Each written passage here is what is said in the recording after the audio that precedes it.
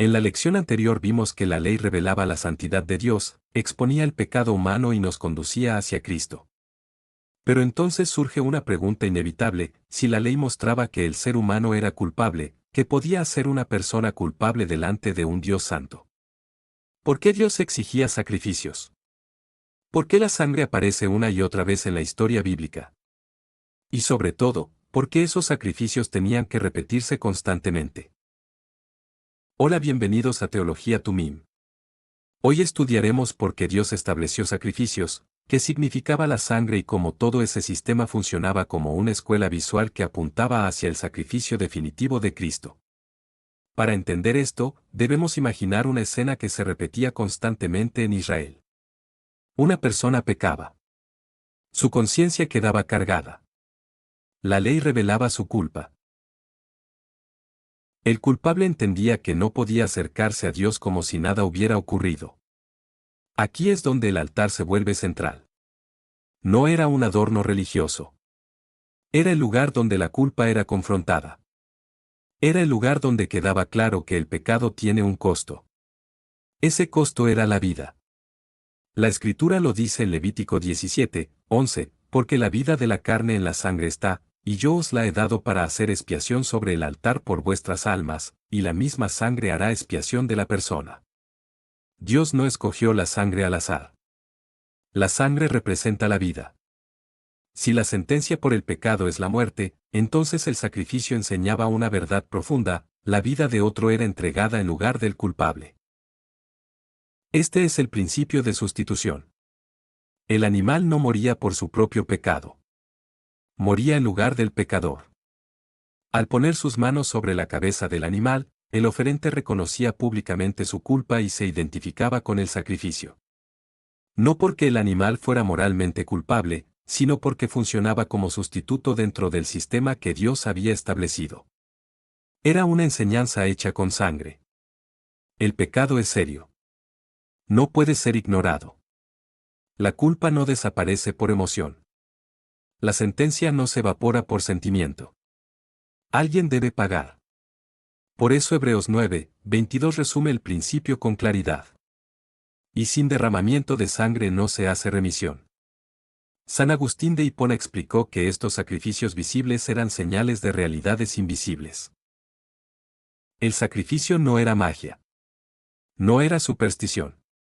Era pedagogía divina.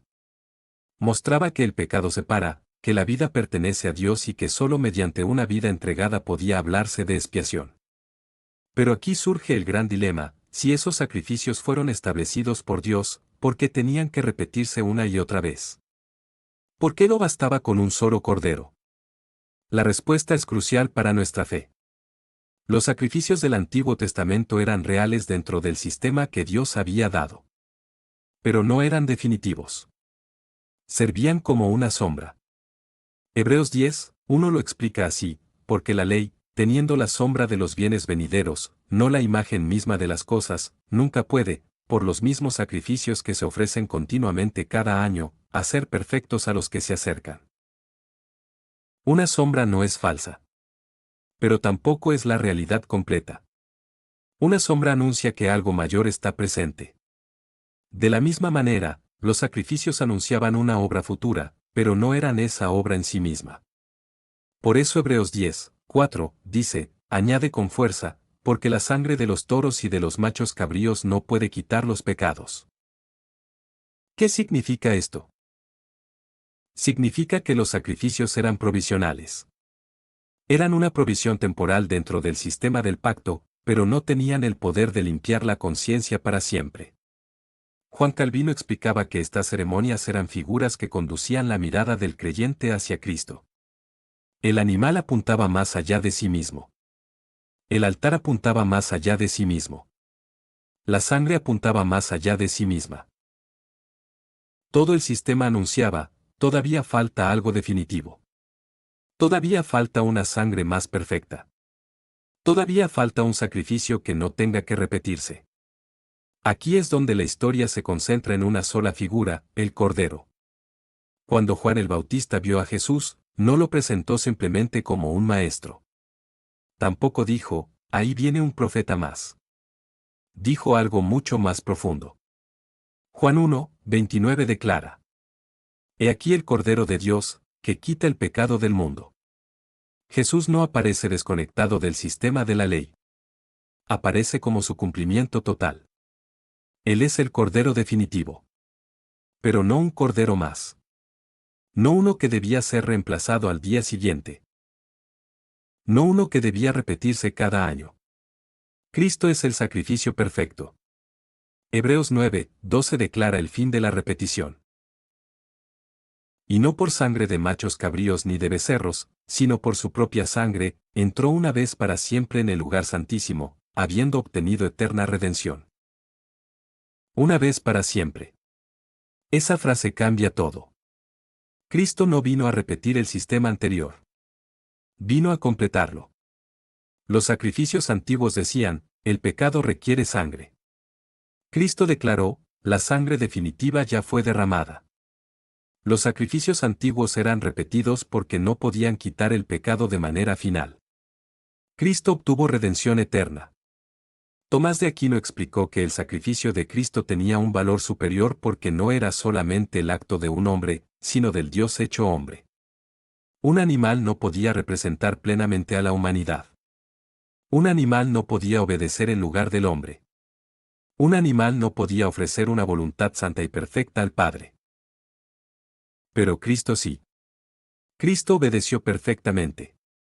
Cristo ofreció su vida voluntariamente. Cristo entregó una sangre suficiente. Una sangre con dignidad infinita. Por eso su sacrificio no necesita repetición. El sistema sacrificial era como una flecha en la historia. No terminaba en el altar de piedra. Señalaba directamente hacia la cruz. Dios no estableció los sacrificios porque necesitara sangre de animales o porque se complaciera en la muerte. Los estableció para enseñarnos el lenguaje de la redención. Cada altar era una lección. Cada cordero era un anuncio. Cada gota de sangre era una señal. Todo apuntaba hacia Cristo. La ley reveló el pecado. Los sacrificios mostraron el costo. Y Cristo pagó ese costo de una vez y para siempre. Hoy, ya no nos acercamos a un altar con un animal en nuestras manos. Porque el verdadero Cordero ya ha sido sacrificado. La justicia fue satisfecha. La culpa fue tratada. Y el sacrificio definitivo fue ofrecido una vez para siempre.